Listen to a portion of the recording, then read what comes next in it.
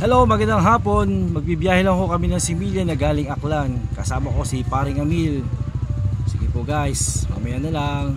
Maganda na ang panahon, kahit hindi na sikit ng araw, mainit na naman. Tamang-tama, maghuhulog kami ng Similya na sugpo sa Plaisdaan. Buti na lang at mayroon kasabay ang ating biyahe. Natuloy ito. Malayo pa kasi ang panggagalingan ng sugpong ito. Ito'y galing pang Bisaya sa Aklan. Isinasakay pa ng eroplano mula Kalibo papuntang Manila. At mula Manila papunta naman dito sa Bulacan. Idagdag mo pa ang traffic na iyong madadaanan. Kadalasan ang dating dito'y hapon na. Kaya kung kami umuwi sa bahay, gabi na. Ako nga po pala si Michael Sumera. Salamat na nagpupursugi para sa pamilya. Tara, samahan niyo ako sa aming biyahe. Dito na lang sa Malolos namin hinihintay ang similya na sugpo na galing Aklan. At kami na lang ang bahalang mag-deliver ng similyang ito sa mga plaisdaan. Dumating na nga ang similyang hinihintay namin galing pang Aklan. Nakalagay nga pala ito sa styrobox para hindi mabutasan at kumatas. Ganun sila kaingat. Ayan, ito po ang similya na sugpo na galing Aklan.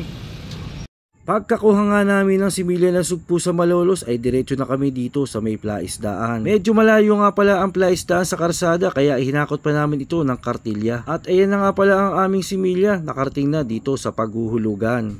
Ano boss na rin?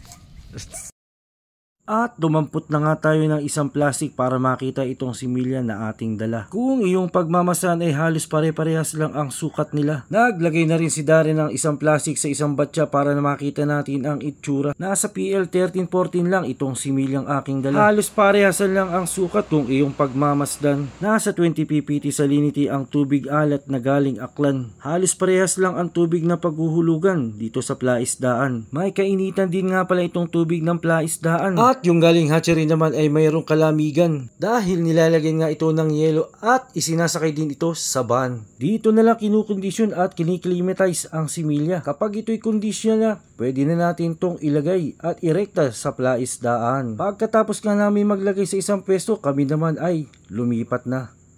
Ayan kay Parintek ko, Parintek. Magandang hapon ho. Magandang hapon ho. Ayan, ito po ang kanilang sugpo.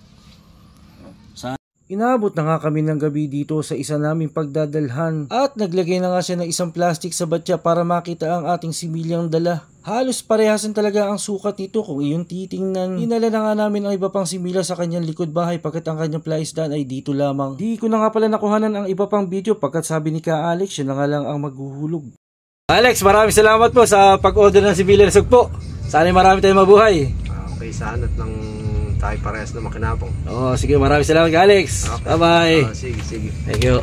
Ako si Michael Sumera, salamat na nagpupursigi para sa pamilya na nagsasabi ng ang sarap mabuhay, ito'y biyayang tunay. Thank you Lord, God bless, salamat.